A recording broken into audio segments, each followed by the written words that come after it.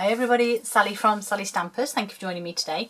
Today I'm bringing you my cute little cube. So it is a cube, it's a cube of post-it notes. I don't know about you guys, but whenever I'm out shopping, not only do I get addicted to stationery, but I always get addicted to looking for something to think, right, how can I make that box? How can I follow that box? Or for example, when I saw this, I thought that would make a cute little project. You can make a cute little box and give them away. And so I actually came up with a design that Sam Pootles made a little while back, but I altered the measurement slightly and obviously came up with this cute one. It's using the gorgeous Lily Impressions DSP, but I'm using the plainer side. This is Grapefruit Grove, which obviously goes perfectly with our Grapefruit Grove Gross Grain ribbon. Try saying that a few times. And so obviously I have lovely lipstick with the lovely lipstick Gross Grain ribbon. And then to top them off, Happiness Blooms, because they go in with the colours as well. So these little enamel dots are perfect for it. Excuse me. So I'm going to show you how to make it. So you need a piece of DSP that is 9 inches by 6.5 inches, and that is 22.5 by 16.5 inches, centimetres, sorry. And on the long side, we're going to score at 2, 4, 6 and 8, and in centimetres that will be 5, 10, 15 and 20. And then we're going to rotate, and on the short side we're going to score at 2, 3.5 and 5.5, and in centimetres that will be 5, 9 and 13. Oh, I nearly forgot. So we'll go back to how we did the long side, and this time in the first box we're going to score from 1 inch down to the first horizontal line. We're going to miss a square, and in the third one we're going to score at 5 inches down to the line. So on this one it'll be 2.5 centimetres, miss a square, third square 5 inches, which will be 7.5 centimetres. Okay, so we're going to fold and burnish all of those basic straight lines all the way across. And this is the beautiful Celebration paper that is not going to be available much longer. Okay, so you've got those two markings at the top just here, the thinner panel to the right hand side. So the first thing we're going to do is we're going to cut up excuse me, the vertical score lines all the way across, and then when we get to the end we're going to cut away this little bit here. Okay, we're going to turn upside down now, so those bits are at the top, and where we have this thin point from this score line that we've done just here, we're going to cut down it, and then from that horizontal line across to that corner, and then cut this piece away.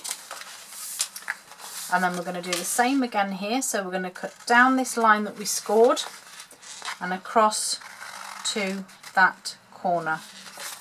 We're then going to cut away, well, I can see my score line all the way along. Now don't panic about all this paper that we might have wasted, because I've used that to cut my coordinating butterflies, so I didn't waste it. Let me just neaten that bit of paper up there. And then just here, I'm just going to cut that wedge back down. So you have this funky looking shape. So at the top here, we have these little squares just there. So what we need to do is cut them away from the angled piece, cut them in half, and then cut our little wedges. So I'm going to do the same again this side, so I'm going to cut down there, cut it in half, and cut away those edges. Okay, so we've now got this shape. So we're going to put some, I'm going to use my tear and tape just on this bit here, and then I also want a bit on these tabs here.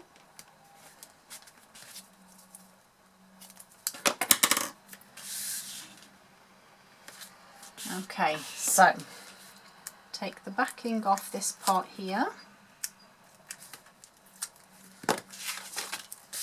fold it over to make sure I create my box. Then I'm going to take these bits off the top and tuck those under there. You might need to trim your angle a little bit more if you didn't quite cut enough off beforehand. Some of them will work perfectly, other ones you'll need to trim. Okay, and then I'm going to fold the sides, the back, the front, but what I'm going to do is I'm just going to pop my post-it note just inside. Would you, oh goodness me. Right, I'm going to have to use one that's still in its cellophane just to make it a bit easier. So I'm just going to pop that in. Oh, this is ridiculous. Why won't this one fit? Let's try again. Take the cellophane off. There we go. That's better. That's what I wanted. There's my post-it note now inside. I wanted to use that as my reinforcement. I'm only going to use snail just to seal that one in. But as I say, I've got my post-it notes inside, so I'm just going to press on that now to get that adhesive to stick. And then my lovely lid will just fit snugly over the top.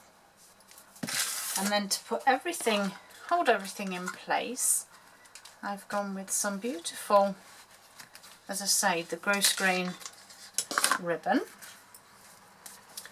And I'm just going to tie a nice knot on the top here. Wait a minute, let's get that tight again. There we go.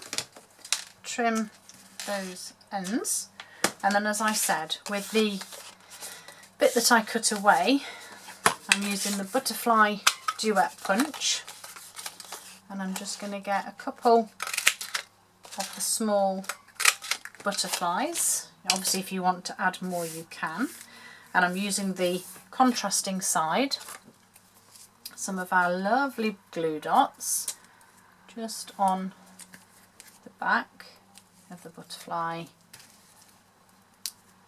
and then I'm just going to pop one there and just use my nail there just to give them some texture there, and then another one here, which again just pop the sides up slightly, and then last but not least my Happiness Blooms enamel dots. We'll put a large one on the centre of the butterflies, oops, and then a couple of small ones just on the lid. Obviously if you wanted to add sentiments etc you could do. I, as I'm sure you could imagine, would probably use my itty bitties because I love my itty bitty greetings, but there you have them, my cute little cubes. Hope they've given you some ideas and I hope you like them. Hope to see you all again soon. Bye.